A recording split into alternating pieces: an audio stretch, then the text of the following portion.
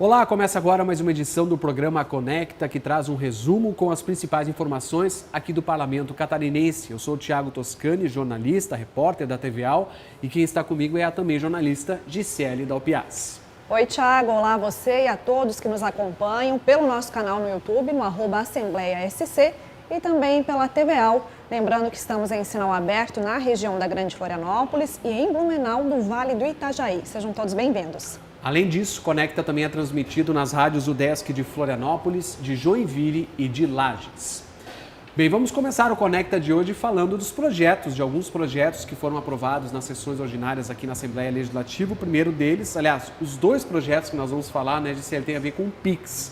O primeiro deles é um projeto que permite utilizar o PIX para pagar tributos. Fala um pouquinho para a gente sobre isso, Gisele. É isso mesmo, Thiago. O projeto aprovado em plenário na tarde de ontem, proposto pelo deputado Matheus Cadorim e ligado, então, à área do direito do consumidor, né? Mais um projeto, para desburocratizar a vida aí dos cidadãos, dos consumidores, dos contribuintes de Santa Catarina. E esse projeto do deputado Matheus Cadorim prevê, então, a possibilidade de quitação de débitos tributários, de taxas e contribuições pelas plataformas digitais, inclusive o PIX, né, Thiago? Uma ferramenta tão utilizada hoje em dia, tão prática, né? E aí o projeto prevê, então, a inclusão para facilitar aí a vida dos contribuintes catarinenses. Inclusive, claro, como de costume, a nossa equipe conversou com o deputado, autor dessa proposta. Vamos ouvir o que o deputado Matheus Cadorim falou, então. Nós trouxemos a tecnologia do PIX para o estado de Santa Catarina, ou mais precisamente, para que o governo de Santa Catarina possa promover a possibilidade de todos os catarinenses pagarem taxas e impostos através dessa ferramenta PIX, que no Brasil, desde a sua implantação em 2020, ou mais especificamente em Santa Catarina, já movimentou mais de R$1,5 trilhão de reais.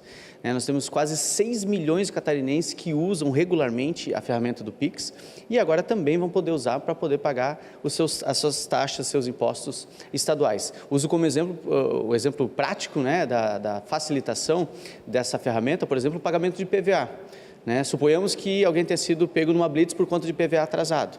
Esse pagamento pode ser feito imediatamente, a compensação vai direto para o governo, inclusive, o que também é uma segurança para o governo, e a gente não tem necessidade de recolhimento do veículo. Isso é só um exemplo da praticidade que o PIX pode trazer para as movimentações financeiras aqui no nosso estado. Bem, e o outro projeto aprovado, ele permite o pagamento de fiança com o PIX, né, Gisele? Exatamente. Projeto esse apresentado por um deputado que é da área da segurança pública, o deputado Egídio Ferrari, delegado, né, Egídio Ferrari, e esse projeto também prevê essa facilitação, né, do pagamento de fiança via PIX. Além do PIX, o texto também permite o uso de transferências bancárias, desde que esses comprovantes, os comprovantes das transações, sejam incluídos nos inquéritos e autos processuais. Entre as justificativas apresentadas no projeto, Thiago, está a questão de que às vezes a decisão pelo pagamento da fiança sai num feriado ou num final de semana e aí o cidadão não tem condição de pagar por conta de os bancos não funcionarem, né? Então seria mais uma forma de facilitação aí para os cidadãos catarinenses na questão do pagamento de fiança. Bem, como a Gisele falou, o autor dessa proposta é o delegado Egídio Ferrari, o deputado delegado Egídio Ferrari, mas quem conversou com a nossa equipe foi o deputado Napoleão Bernardes, que foi o relator dessa proposta na CCJ, a Comissão de Constituição e Justiça. Vamos ouvir. Nessas questões de fiança, que por vezes acontecem no fim de semana, que acontecem numa madrugada, então a própria Delegacia Geral de Polícia Civil, o Sistema de Segurança Pública se manifestou favoravelmente e afirmativamente. O proponente desse projeto de lei, inclusive, é um delegado de polícia muito reconhecido em Santa Catarina. O deputado Egídio é delegado de polícia e até pela sua experiência prática e por tudo aquilo que viveu, percebeu a necessidade da adequação do sistema de segurança pública para permitir esses pagamentos através de PIX e nada mais justo do que o poder público, em todas as suas esferas, se adequar a essa nova realidade da economia e tornar, portanto, mais fácil a vida das pessoas em todos os sentidos. Bem, mudando de assunto, agora a gente fala de uma comissão mista, a comissão que apura as causas do rompimento do reservatório da Casan, que parece que prorrogou os trabalhos, né, Gisele? Exatamente, fazendo uma retrospectiva, essa comissão ela foi criada aqui na Assembleia Legislativa, como o Thiago falou, para apurar e investigar, né, os possíveis erros, as falhas aí que ocasionaram o rompimento desse reservatório de água da Casan no mês de setembro em um bairro aqui de Florianópolis. E esse rompimento causou diversos prejuízos, né? Dezenas de moradores que tiveram os estabelecimentos, as casas, veículos atingidos, né? Então, são muitos prejuízos que ainda estão sendo contabilizados, né, Tiago? E nessa última reunião, que foi realizada nesta semana pela comissão, o grupo ouviu o engenheiro projetista da Casan, Hugo Roden, que veio acompanhado do advogado da companhia, né? Esse servidor, né, da Casan, o engenheiro projetista da Casan, ele havia sido apontado por um outro depoente como gestor da obra. No entanto, ele negou essa informação e o relator, o deputado Mário Mota, do PSD, também argumentou que as informações fornecidas por ele, infelizmente, foram insuficientes. E o trabalho do colegiado continua, então, Tiago, foi prorrogado em virtude do recesso parlamentar agora de final de ano, né? Então, a expectativa é de que o relatório conclusivo final da comissão seja apresentado no início de março do ano que vem. Inclusive, nós conversamos com o relator da comissão, o deputado Mário Mota. Vamos ouvir o que ele tem para dizer. O que ainda nos remete a uma preocupação muito grande é a falta de informações dos diários de obra de 1º a 30 de outubro de 2017.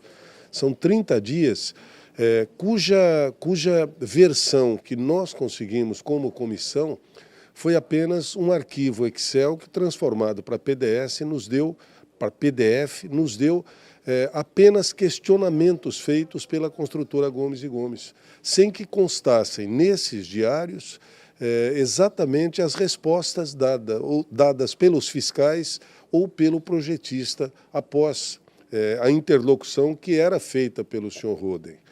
Nós estamos solicitando a ele, e ele diz que tem e-mails de perguntas e respostas desse período, e nós estamos, como se fosse um Lego, como se fosse um quebra-cabeça, juntando todos os documentos para podermos chegar a uma conclusão.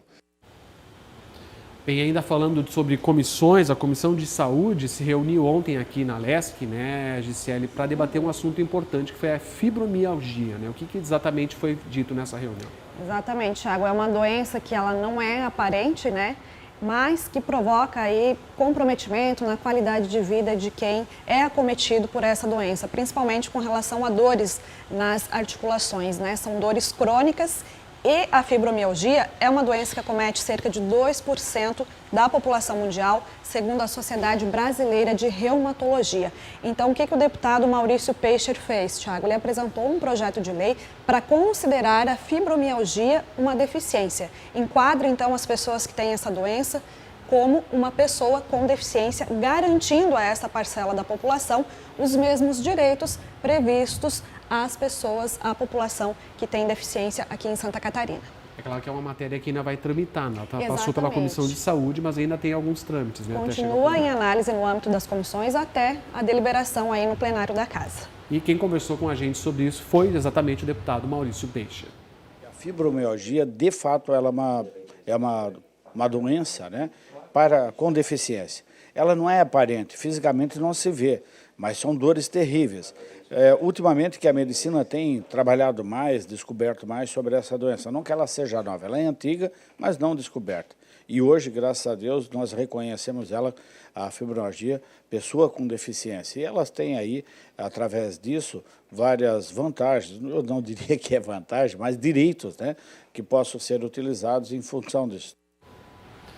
Assunto bastante importante. Mudando um pouquinho agora, Lucas Diniz já está aqui com a gente para trazer os destaques das redes sociais. Lucas, seja bem-vindo aqui no Conecta mais uma vez. Olá, tudo bem? Olá, Thiago. Olá, Gi. Olá, vocês que nos acompanham. Então, como já foi falado aqui do projeto do Matheus Cadorim, o nosso destaque dos deputados vai ficar para o Matheus Cadorim com o projeto do PIX, o projeto aí que prevê o pagamento de taxas e impostos no PIX, né? Um projeto que vai agilizar, desburocratizar a vida do catarinense. No caso, ele fez uma postagem nas redes sociais celebrando aí a aprovação na Comissão de Finanças, mas ela já foi aprovada em plenário e segue aí para a sanção do governador. Se você quiser saber um pouco mais sobre o trabalho do deputado Matheus Cadorim, é só seguir ele nas redes sociais. O Instagram dele é cadorim.mateus. Já o nosso destaque vai ficar aqui para o Parlamento Jovem. O Parlamento Jovem que acontece todos os anos aqui na Assembleia Legislativa, promovido pela Escola do Legislativo. Ele traz aí 40 jovens que vão aí viver a vida dos parlamentares. Eles vão ter uma simulação, digamos assim, de como é a vida de um parlamentar. Então é um programa muito legal e que, se você não conhece ainda, eu convido você a entrar nas nossas redes sociais e conhecer @AssembleiaSC. Tá certo, Lucas. Obrigado mais uma vez pela sua participação aqui no Conecta. Bem, mudando um pouquinho de assunto agora, a gente fala da Frente Parlamentar de Liberdade Econômica e Inovação que se reuniu ontem aqui na LESC, né, Gisele? Exatamente, se reuniu e com o objetivo de debater sobre ações de incentivo para estimular novos talentos na área da tecnologia. Então, na reunião da frente de ontem, teve a participação de um case, é o Prototipando a Quebrada, um case, né, desenvolvido por uma organização não governamental, fundada em 2018 em Florianópolis e que já formou, desde 2021, 159 jovens com idades acima de 15 anos na área da tecnologia, no incentivo, né, a participação deles ao desenvolvimento aí na área da tecnologia em Santa Catarina, o nosso estado que está despontando, né, Thiago, nessa pauta aí da tecnologia, da inovação, com muitas startups, principalmente aqui na capital do estado, né. E essa reunião também contou com a participação da gerente para a formação de profissionais do futuro da Secretaria de Ciência e Tecnologia e Inovação do Estado, Cristiane Lata. E a boa notícia, Thiago, é que existe uma alta demanda aí no setor de tecnologia e falta mão de obra especializada. Então fica aí o recado, né, a todos os jovens para essa oportunidade aí, tendo em vista que existe essa demanda, essa necessidade aqui em Santa Catarina. E é claro, a gente escutou a Cristiane, conversou com a nossa equipe, vamos ouvi-la.